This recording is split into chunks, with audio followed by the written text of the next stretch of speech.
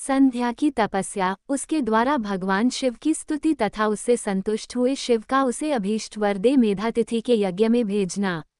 ब्रह्मा जी कहते हैं, मेरे पुत्रों में श्रेष्ठ महाप्रज्ञ नारद तपस्या के नियम का उपदेश दे। जब वशिष्ठ जी अपने घर चले गए तब के उस विधान को समझकर संध्या मन ही मन बहुत प्रसन्न हुई। फिर तो वह सानंद मन से तपस्विनी के योग्य वेश बनाकर बृहल्लोहित सरोवर के तट पर ही तपस्या करने लगी। वशिष्ठ जी ने तपस्या के लिए जिस मंत्र को साधन बताया था उसी से उत्तम भक्ति भाव साथ वह भगवान शंकर की आराधना करने लगी। उसने भगवान शिव में अपने चित्त को लगा दिया और एकाग्र मन से वह बड़ी भारी तपस्या करने लगी। उस तपस्या में लगी हुई उसके 4 युग व्यतीत हो गए। तब भगवान शिव उसकी तपस्या से संतुष्ट हो बड़े प्रसन्न हुए तथा बाहर भीतर और आकाश में अपने स्वरूप का दर्शन कराकर जिस रूप का वह चिंतन करती थी उसी रूप से उसकी आंखों के सामने प्रकट हो गए। उसने मन से जिनका चिंतन किया था उन्हीं प्रभु शंकर को सामने खड़ा देख वह अत्यंत आनंद में निमग्न हो गई। भगवान का मुखारविंद बड़ा प्रसन्न दिखाई देता था। उनके स्वरूप से शांति बरस रही थी।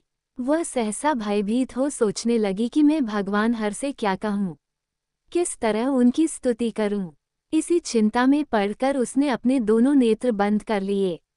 नेत्र बंद कर लेने पर भगवान शिव ने उसके हृदय में प्रवेश करके उसे दिव्य ज्ञान दिया, दिव्य वाणी और दिव्य दृष्टि प्रदान की। जब उसे दिव्य ज्ञान, दिव्य दृष्टि और दिव्य वाणी प्राप्त हो गई तब वो कठिनाई से ज्ञात होने वाले जगदीश्वर शिव को प्रत्यक्ष देखकर उनकी करने लगी। संध्या बोली, जो निराकार और परम ज्ञान गम्य है, जो न तो स्थूल है न सूक्ष्म है और न उच्च ही है तथा जिनके स्वरूप का योगी जन हृदय के भीतर चिंतन करते हैं, उन्हीं लोकस्त्रटा आप भगवान शिव को नमस्कार है। जिन्हें सर्व कहते हैं, शांत स्वरूप, निर्मल, निर्विकार और ज्ञान गम्य हैं, जो अपने ही प्रकाश में स्थित हो प्रकाशित होते हैं, जिनमें विकार का अत्यंत अभाव है, जो आकाश मार्ग की भांति निर्गुण निराकार बताए गए हैं तथा जिनका रूप अज्ञान अंधकारकार मार्ग से सर्वदा परे हैं, उन नित्य प्रसन्न आप भगवान शिव को मैं प्रणाम करती हूँ। जिनका रूप एक, अद्वितीय, शुद्ध, बिना माया के प्रकाशमान, सच्चिदानंदमय, सहज निर्विकार, नित्यानंदमय, सत्य ऐश्वर्य से युक्त, प्रसन्न और माता लक्ष्मी को देने वाला है, आप भगवान शिव को नमस्कार है। जिनके स्वरूप की ज्ञान रूप से ही उद्भावना की जा सकती है, जो जगत से सर्वथा भिन्न है एवं सत्य प्रधान, ध्यान के योग्य, आत्मा स्वरूप, सारभूत, सबको पार लगाने वाले तथा पवित्र वस्तुओं में भी परम पवित्र हैं, उन्हें आप महेश्वर को मेरा नमस्कार है। आपका जो स्वरूप शुद्ध, मनोहर, रत्न में आभूषणों से विभूषित तथा कर्पूर के समान गौर वर्ण है, जिसने अपने हाथों में वर, अभय, शूल और मुंड धारण कर रखा है, उस दिव्य, चिन्मय, सगुण, साकार विग्रह से सुशोभित आप योग युक्त भगवान शिव को नमस्कार है। आकाश, पृथ्वी, दिशाएं, जल, तेज और काल ये जिनके रूप हैं उन आप परमेश्वर को नमस्कार है। प्रधान प्रकृति और पुरुष जिनके शरीर रूप से प्रकट हुए हैं अर्थात वे दोनों जिनके शरीर हैं, इसलिए जिनका यथार्थ रूप अव्यक्त बुद्धि आदि से परे है, उन भगवान शंकर को बारंबार नमस्कार है। जो ब्रह्मा होकर जगत की सृष्टि करते हैं, जो विष्णु होकर जगत का पालन करते हैं तथा जो रुद्र होकर अंत में इस सृष्टि का सहार करेंगे, भगवान सदाशिव को बारंबार नमस्कार है।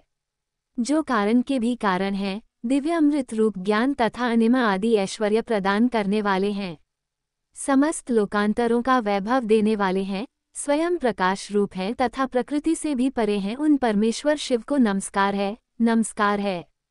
ये जगत जिनसे भिन्न नहीं कहा जाता, जिनके चरणों से पृथ्वी तथा अन्यान्य अंगों से संपूर्ण दिशाएं, सूर्य, चंद्रमा, कामदेव एवं अन्य देवता प्रकट हुए हैं और जिनकी नाभि से अंतरिक्ष का आविर्भाव हुआ है, उन्हीं आप भगवान शंभु को मेरा नमस्कार है। प्रभो, आप ही सबसे उत्कृष्ट परमात्मा हैं, आप ही नाना प्रकार की विधाएं हैं, आप ही हर संहार करता हैं, आप ही शब्द ब्रह्मा तथा परब्रह्मा हैं, आप सदा विचार में तत्पर रहते हैं।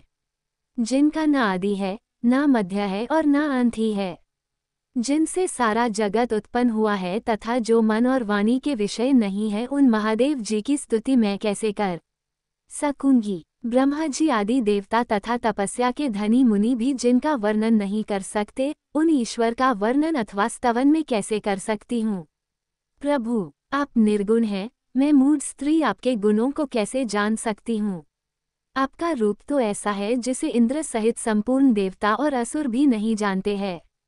महेश्वर, आपको नमस्कार है, तपो में आपको नमस्कार है। देवेश्वर शंभु, मुझ पर प्रसन्न हुए, आपको बारंबार मेरा नमस्कार है।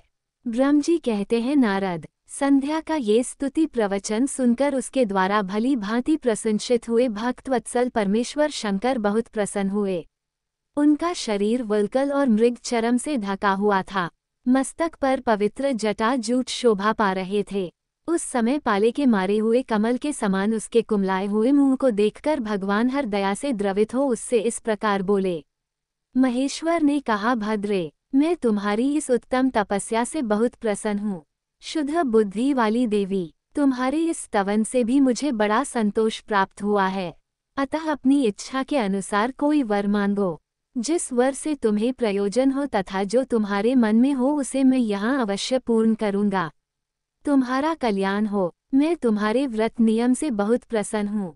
प्रसन्नचित्त महेश्वर का ये वचन सुनकर अत्यंत हर्ष से भरी हुई संध्या बारंबार प्रणाम करके बोली, महेश्वर, यदि आप मुझे प्रसन्नता पूर्वक वर देना चाहते हैं, मैं वर पाने के योग्य हूँ। यदि पाप से शुद्ध हो गई हूँ तथा यदि इस समय आप मेरी तपस्या से प्रसन्न हैं, तो मेरा मांगा हुआ ये पहला वर सफल करें।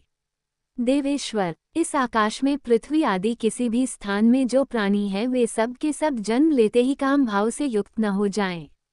नाथ, मेरी सकौम दृष्टि कहीं ना पड़े। मेरे जो पति हों वे भी मेरे अत्यंत सुहृद हों। पति के अलावा जो भी पुरुष मुझे काम भाव से देखें उसके पुरुषत्व का नाश हो जाए, तत्काल नपुंसक हो जाए। निष्पाप संध्या का ये वचन सुनकर भक्त वत्सल भगवान शंकर ने कहा, देवी सुनो भद्रे, तुमने जो जो वर मांगा है वो सब तुम्हारी तपस्या से संतुष्ट होकर मैंने दे दिया है। जीवन में मुख्यतः 4 अवस्थाएं होती हैं। पहली शैशवावस्था, दूसरी कौमारावस्था, तीसरी युवावस्था और चौथी वृद्धावस्था। तीसरी अवस्था प्राप्त होने पर देहधारी जीव काम भाव से युक्त होंगे। कहीं कहीं दूसरी अवस्था के अंतिम भाग में भी प्राणी सकौम हो जाएंगे। तुम्हारी तपस्या के प्रभाव से मैंने जगत में सकौम भाव के उदय की यह मर्यादा स्थापित कर दी है, जिससे देहधारी जन्म लेते ही सकौम भाव से युक्त न हो जाएं। तुम भी इस लोक में वैसे दिव्य सती भाव को प्राप्त करो जैसा इस लोक में किसी स्त्री के लिए संभव नहीं होगा। पाणिग्रहण करने वाली पति के सिवा जो कोई भी पुरुष सकौम होकर तुम्हारी ओर देखेगा वह तत्काल नपुंसक होकर दुर्बलता को प्राप्त हो जाएगा। तुम्हारे पति महान तपस्वी तथा दिव्य रूप से संपन्न एक महाभाग महर्षि होंगे जो तुम्हारे साथ 7 कल्पों तक जीवित रहेंगे। तुमने मुझसे जो जो वर मांगे थे वह सब मैंने पूर्ण कर दिए। अब मैं तुमसे दूसरी बात कहूँगा जो पूर्व जन्म से संबंध रखती है। तुमने पहले से ही यह प्रतिज्ञा कर रखी है कि मैं अग्नि में अपने शरीर को त्याग दूंगी। उस प्रतिज्ञा को सफल करने के लिए मैं तुम्हें एक उपाय बताता हूँ, उसे निसंदेह करो। मुनिवा मेधातिथि का एक यज्ञ चल रहा है जो 12 वर्षों तक चालू रहने वाला है। उसमें अग्नि पूर्णतया प्रज्वलित है। तुम बिना विलंब किए उसी अग्नि में अपने शरीर का उत्सर्ग कर दो। इसी ऊंची पर्वत की उपत्यका में चंद्रभागा नदी के तट पर आश्रम में मुनिवा मेधातिथि महायज्ञ का अनुष्ठान करते हैं। तुम स्वच्छंदता पूर्वक वहां जाओ। मुनि तुम्हें वहां देख नहीं सकेंगे। मेरी कृपा से तुम मुनि की अग्नि से प्रकट हुई पुत्री होगी। तुम्हारे मन में जिस स्वामी को प्राप्त करने की इच्छा हो उसे हृदय में धारण कर उसी का चिंतन करते हुए शरीर को उसी यज्ञ की अग्नि में होम दो। जब तक तुम इस पर्वत पर 4 युगों तक के लिए कठोर तपस्या कर रही थी, उन्हीं दिनों चतुर्युगों का सत्य युग बीत जाने पर त्रेता के प्रथम भाग में प्रजापति दक्ष के कई कन्याएं हुईं। उन्होंने अपनी उन सुशीला कन्याओं का यथा योग्य वरों के साथ विवाह कर दिया। 27 कन्याओं का विवाह उन्होंने चंद्रमा के साथ किया। चंद्रमा अपनी अन्य सब पत्नियों को छोड़कर केवल रोहिणी से प्रेम करने लगे। इसके कारण क्रोध से भरे हुए दक्ष ने जब चंद्रमा को श्राप दे दिया, देवता तुम्हारे पास आए परंतु संध्या, तुम्हारा मन तो मुझ में लगा हुआ था, अतः तुमने ब्रह्मा जी के साथ आए हुए उन्हें देवताओं पर दृष्टिपात ही नहीं किया। तब ब्रह्मा जी ने आकाश की ओर देखकर और चंद्रमा पुनः अपने स्वरूप को प्राप्त करें ये उद्देश्य रखकर उन्हें शाप से छुड़ाने के लिए एक नदी की सृष्टि की, जो चंद्रभागा नदी के नाम से विख्यात हुई। चंद्रभागा के प्रादुर्भाव काल में ही मेधातिथि यहाँ उपस्थित हुए थे। तपस्या के द्वारा उनकी समानता करने वाला न तो कोई हुआ है और न ही है और न होगा। उन महर्षि ने महान विधि विधान के साथ दीर्घकाल तक चलने वाले ज्योतिष्ठाम नामक यज्ञ का आरंभ किया है। अग्निदेव पूर्ण रूप से प्रचलित हो रहे हैं। उसी आग में तुम अपने शरीर को डाल दो और परम पवित्र हो जाओ। ऐसा करने से इस समय तुम्हारी वो प्रतिज्ञा पूर्ण हो जाएगी।